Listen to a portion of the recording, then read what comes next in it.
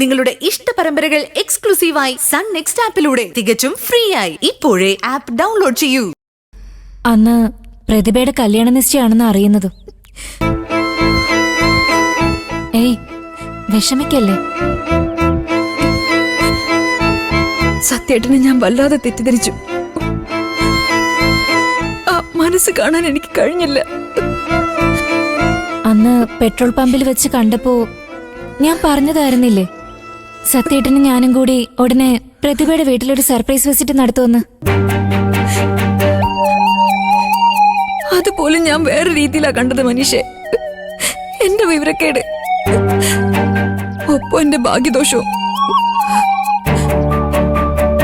ഇഷ്ടപ്പെട്ട ജീവിതം തൊട്ടടുത്തുണ്ടായിട്ടും ഞാനത് കാണാതെ പോയില്ലേ. സത്യേട്ടൻ ഇപ്പൊ എവിടെയാ മനുഷ്യ? അറിയില്ല പ്രതിഭേ, ഞാൻ വിളിച്ച സത്യേട്ടൻ ഇപ്പൊ ഫോൺ എടുക്കാറില്ല.